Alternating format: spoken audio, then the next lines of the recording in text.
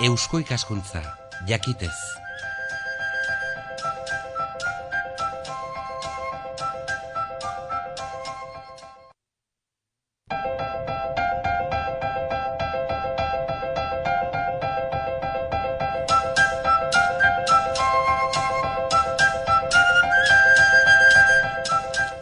Kultur arloan, Jimeno Jurioren lan guztien bildumaren 3 ale. Behin baino gehiagotan eman dugu Jimeno Jurioren lan guztien bildumaren berri noski, eta hala izan behar du. Guztira 60 liburuko gehiagoko bilduma haundia baita, segurazki geure artean sekula egin den eginal editorialik haundiena. Ta ale hauetako bakoitzaren agerpena gertakari garrantzitsuta interesekoa bihurtzen baita. Honako kulturarlo honetan 3 libururi egin nahi diogu erreferentzia, Jimeno Jurioren lanen eta interesen erakusle. Alde batetik Altsasu, Aralar, Garaino eta Oltza zendiako Asiaini buruzko ikerlanak. Ta bestetik toponimia. Oren hilabete gutxi plazaratutakoa da Zizur zendeako toponimiarena, eta bestea ateratzekotan dago Galarkoarena. Hauei buruz, Patxi Salaberri euskaltzainarekin solastuko gara.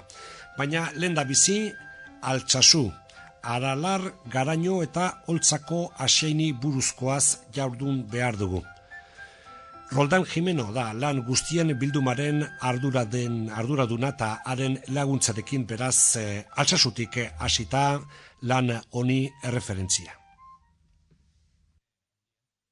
Bizi izan zen Altsasun 3 urtez, 58tik 60ra, eta hor bertako institutoko ikasketa buru izan zen eta irakasle, eta orduan hor oso urte interesgarriak ziren, Altsasun hain zuzen ere represioa izan zela eta hor erori zen Goikotxeatarren familian, bertako abertzaleak, eta oso giro abertzalean bizi izan zen, eta bertako historian murgildu zen, bertako folklorean murgildu zen, eta beti ere mantendu izan zituen Altsasurekin bai adiskideak eta bai giroa, ez?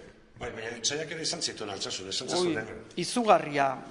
Hain zuzen ere falangeko buruarekin, bertako falangeko buruarekin, sekulako iskanbilak izan zituen, eta orduan, hain zuzen ere, nire aitarekin egin zion, ez bakarrik nire aitari, baina nire aitak pairatu zuen batez ere, baina denuntzia bat jarri zion, oso gainera argudio peregrinoekin, ez zeukala hanka ez bururik, eta Altsasu herria eta institutoa nire aitaren alde jarri zen, baina nire aita garai horretan apaiza zen, eta apezpikuak, pixkat eskandaluak eta baztertzearren, nire aita usuera eraman zuen, eta hor bukatu zen nire aitaren ibilbidea Altsasun, ibilbide laboralaz, eta jakina horre adiskideak mantendu zituen. Eta orduan ezagutu zuen Altsasu, orduan intzitun lan batzuk, beste batzuk beranduago. Bai, lanak, hor materiala pilaketa eta garai horretan hasi zen, baina argitalpenak, Altsasunen inguruko argitalpenak eta oro har sakanaren inguruko argitalpenak 60. hamarkadaren bukaeran eta 70. hamarkadan egin zituen batez ere. Alde batetik, aztertu zuen Altsasu, bere toki izenak, toponimia, bestetik ohiturak, folklorea. Eta historia ere, ez? Osotasunean hartu zuen historia osoa, ez? Zentzu horretan, eta orduan, bai historia instituzionala, bai historia soziala, folklorea, hor oso interesa handia zeukan, batez ere Altsasuko euskalduntasun izaera hori, edo izaera euskaldun hori berpizteko, ez? Galduta zegoena, euskara berreskuratu behar zen, baina baita euskararekin batera euskal kultura, ez? Eta hortaz bere ikerketa asko. Gaur egun Altsasun horren sustraitua dagoen ilauteria eta horren ezaguna dena galdu ere egon zen, esaten dut ez, asko esatea den edo ez, Jose Mari Jimeno Jurio eginiko lanari esker berpiztu dela, ala esan diteke? Bai, ala zen, eta gainera berari egin zioten lehendabiziko menaldietako bat, hain zuzen ere Altsasun egin zioten hori dela eta.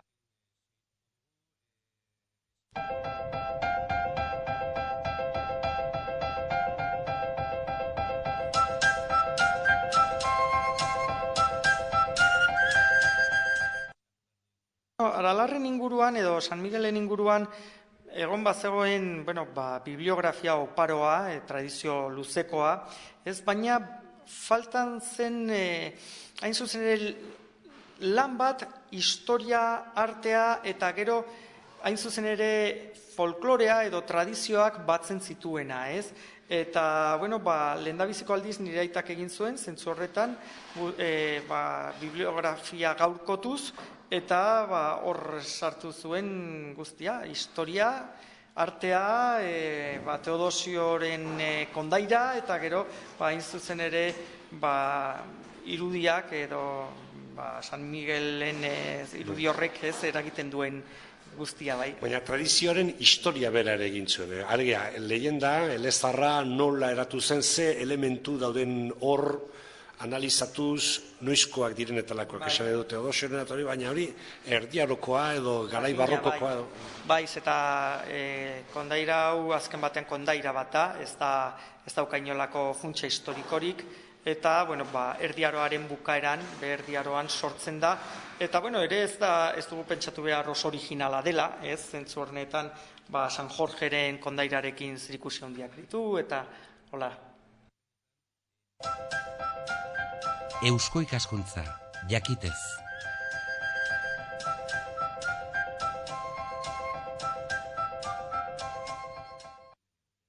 Garaino Oio ibarrean dagoen, aran txiki bat da, ez? Eta, orain ez dago deus ere hor. Erdiaroan 12 bat herri iska txiki egon ziren, eta batez ere oso gaztelu garrantzitsua. Oso ez ezaguna zen, eta batez ere gazteluaren inguruko guztia, ez ezaguna zen, eta esan genezake oraindik ez ezaguna dela. Espero ezagun liburu honekin ezagunagoa izatea, ez? Eta orduan, ikertu zuen modu berezian herri edo desagerturik zeuden herri guzti horien historia, eta gero batez ere gaztelu horren historia, ez? Sarakuaiz gaztelua omen zela esan zuen iraitak, teoria asko zeuden Sarakuaiz non kokatu, gogoratu behar dugu, Sarakuaiz hori behintzat goi erdiaroan oso gaztelu garrantzitsua zela Iruñeko erresuma defendatzeko, Abderraman hirugarrenak bota egin zuen, erre egin zuen eta bota egin zuen, ez, eta gero berregin egin zen, eta teoria asko zeuden nun kokatu Uarten, ala San Kristobalen, edo batzuk Azagran kokatzen zuten, eta nire aitak esaten du hemen zegoela. Eta gerora, adibidez, lan hau txikeri bezala, oso garrantzitsua izan zen Jose Miel Bidadorrentzat inspiratzeko bere Garainoren inguruko liburuzkan.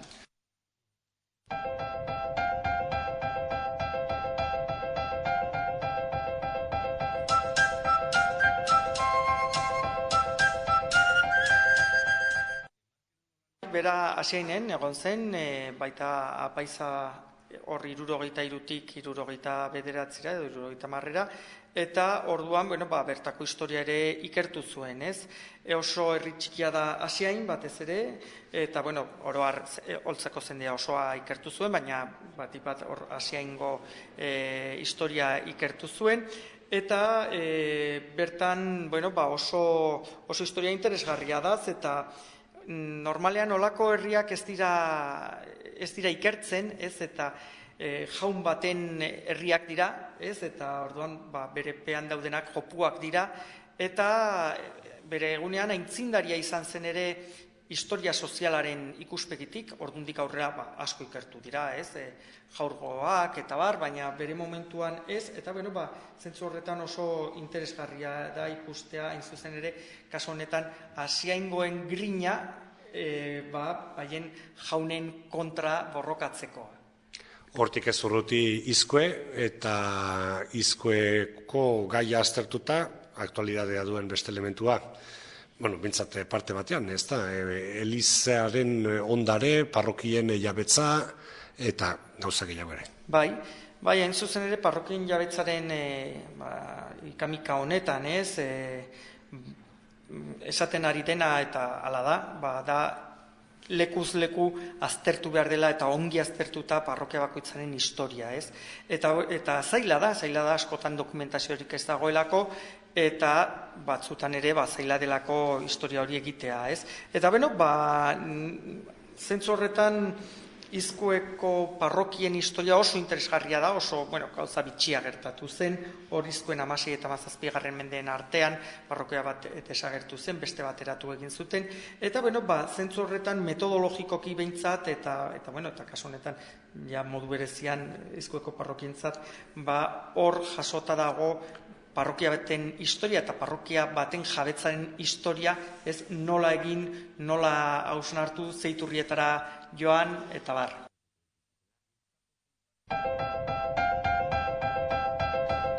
Roldan Jimeno izan dugu hor, ale bat, Altsasu, Aralar, Garaino, Oltzako Asiaini eskenitakoa.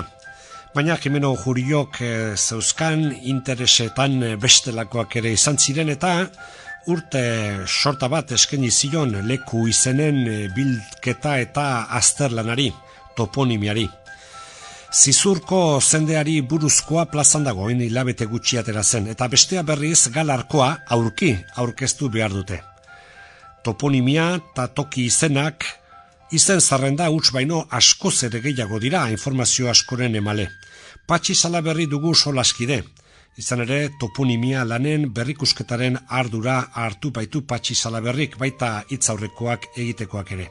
Zizurko eta Galarko zendeetako toponimia.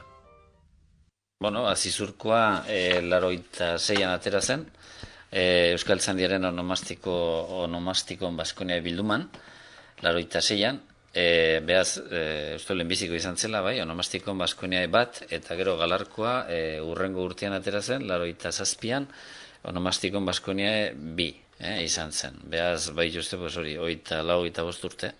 Lan monumental gisa ateratakoak, ala zilako liburu lodi, baina lan esaustibo sistematiko baten ondotik, ez da, bere denboran ateratako lanak. Bai, lan sistematikoa lan handia dago, liburu hauen atzean.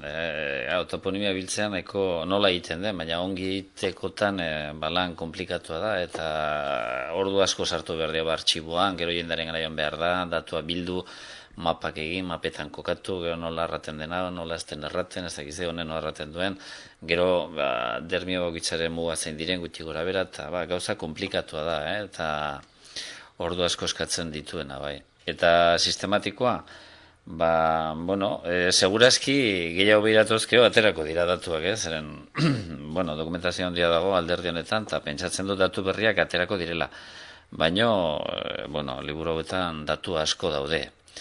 Beste kontua da, Jimeno etzela hizkuntzalaria, eta orduan toponimoak eta ematen ditu, baina adibidez ez da kezkatzen edo, ez zen bere lana, ez da, etimologia azalpenak emateaz, eta horrela, ez da, batzutan, erraza dira, beste batzutan komplikatuagoak, eta hori da, oraindik ere egiteko dagoen lana, lan liburu hauetan oinarrituta egin litekeena. Baina horrengo edizio hauetan ez duzu ezerte alakotan sartu. Bere horretan utzi duzu ez zenbait zuzenketa eta ingo zen ditun ba?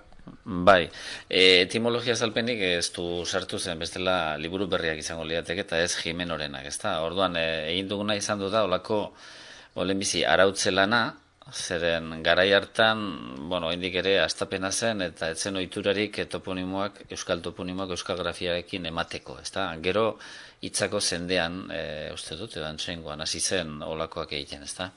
Baina lehenago ez da, orduan, irizpidea etzen beti ere garbi-garbia, batzutan lehenbiziko lekukotasuna sartzen zuen, beste batzutan gehien agertzen dena eta horrela, ezta? Eta orduan, nik liburu hauetan egin duena izan du da, hartu toponimoak eta euskal grafiarekin idatzi.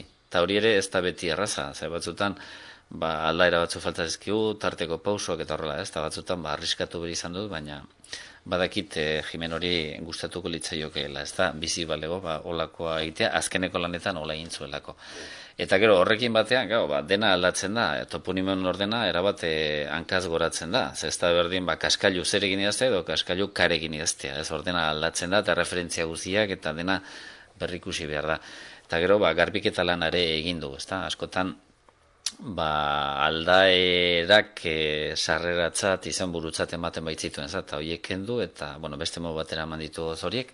Eta gero, eta hori garrantzizkoa da, beak testuan sartzen zituen oinoarrak eta oharrak eta horrela, horiek atzera bota dira. Eta gero bukaeran aurkibideare aldatu da, zeren Jimeno berak egin zuena aski komplikatu da zen, agertzen zen herriaren izena, eta gero toponimoa zen, oikonimoa zen, edo olako letrekin eta jokatzen zuen, da komplikatu xamarra zen bilatzea, eta horren berriz orrialdeka dago antolatu, eta orduan asko zer errezagoa da. Ganarko zendean, herri multzo bat, zizurren ere beste, horren beste. Horre hasi ginen, ez da ikasten edo eta ohitzen ere, herri izenekin berekin, ez da esate bateako getze bera, ez da. Horre da, euskal jende eta erdal jendearen dako ere, gatzaga ez alda, getze izen zar gisa hori bai eta agertua eta segurutzat emana noski getze. Getze, bai. Gatzagarekin ez da gizea erlazio duen, hori da beste kontua, bino getze zela bai, eta ez da bakarra Nafarroan beste getze bat ere badabakizu Ibargoitin, eta hor liburu hauetan, oain berrikusketa egin dugularik, saiatu gara baitare hemengo herri zenak, euskalduna baitira berez, euskaletikako baitira, euskal grafiaekin ematen ez da, eta gero diferentea direnean, Salinas Getze eta tankera horretakoetan, biekin jokatzen dugu pixka bat zabaltzeko, ez da, jendeak izen horiek ikas ditzan. Ale batetik, begitatik izar daitezen, eskiro hotz edo tankera horretakoa karekin, tezetarekin da horrela, eta gero bestetik, diferentea direnean, erdazko eta euskazko, biak ematen da horrela, beti ezin da, ez, testu txiki batean, 3-4 aldiz, bikoiztasuna ematen balin moduzo, da, bikotea, itxusi egiten du, ez da. Baina, saiatu gara, eta hori izan da beste helburu bat.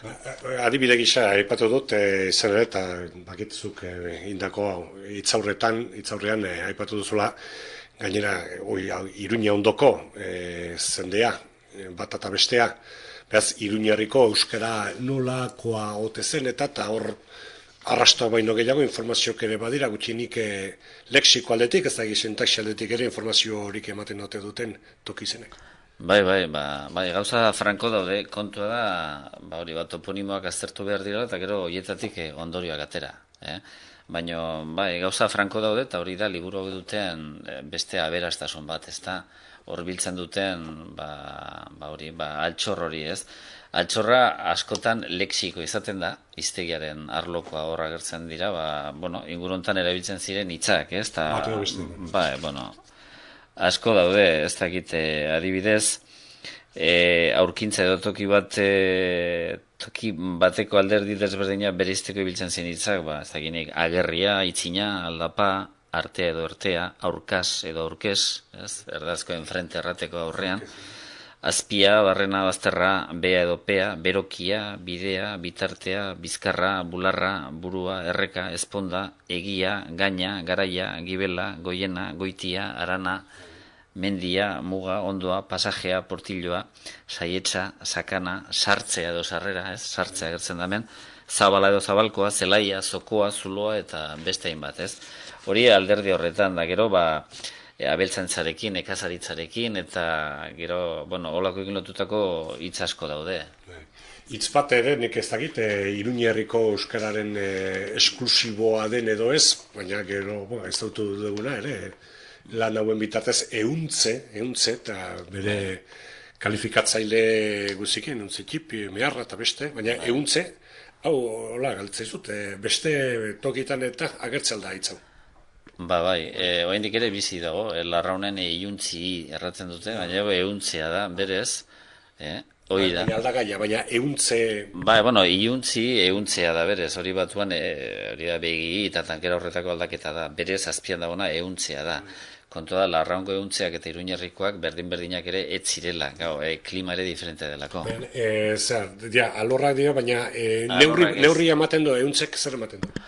Euntzea da belagaia edo belarsoroa, hori da azken batean, eta pentsatzen dute Larraunen itxiak egongo direla, belaiak bastanen itxia dauden bezala, eta hemen berriz, euntziak belartokiak ziren, baina segurazki etzien itxiak egongo eta desberdinak izango ziren. Gero, bereizten izan baitare tailuntzea agertzen da, eta tailuntzea zen azken batean belarra ebakitzen amozten zen euntzea. Horrek esan nahi du beste euntzeetan etzela ebakitzen. Eta Larraungoetan berriz, bai, denetan egiten da. Orduan, hor klimarekin lotutako gauza da, ez? Eta hemengo espezifikoa ez da, Larraunen, gero Iruñerri osoan, eta mendi behiti toki guzietan aurkitzen dugu, baita Oibarraranean ere, eta alderdi horretan, oso zabalduta zegoen euntzea. Nafarroaren erdialdean berezik ez da. Bueno, orduan ateratzen egean bestea, ematen duten informaziotik ere, tailuntze eta horrek bat dut, ohitura edo egite moduak, edo bizi modu baten bintzat oihartzuna eta ematen dutena.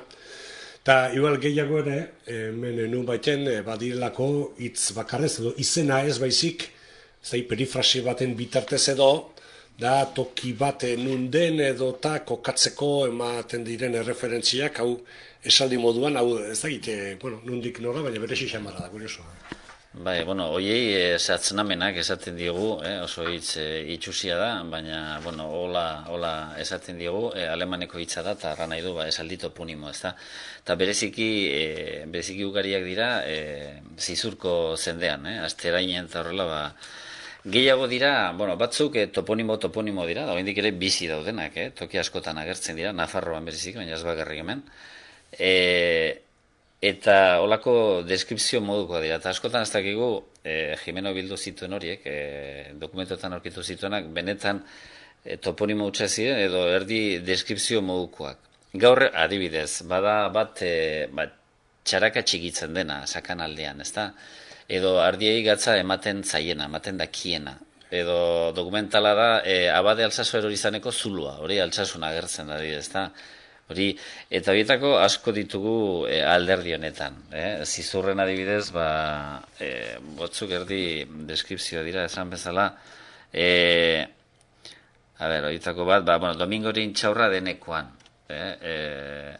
Domingoren intxaurra saetxean elordi ondoan.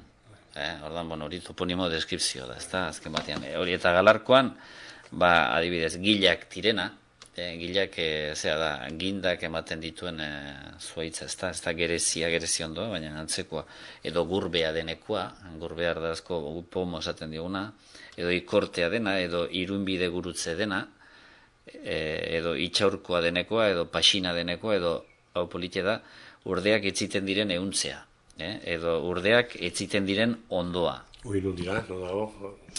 Oiek, Galarko zendean, baina ez dakit horrein zerritan, behiratu beharko nuke liburuan naiz horitzen, oin xuxen non den, eta oien erdarazko kideak ere agertzen dira, ez da? Pieza a donde se recoge el ganado de cerda, adibidez, ez da? Eta orduan, hor ikusten dira kiretasunak, eta, pixka bizimodua zaintzen, eta, interesgarria da, eta gero, joskera da, neurri batean ikusten da bertako euskararen joskera nolakoa zen, ez?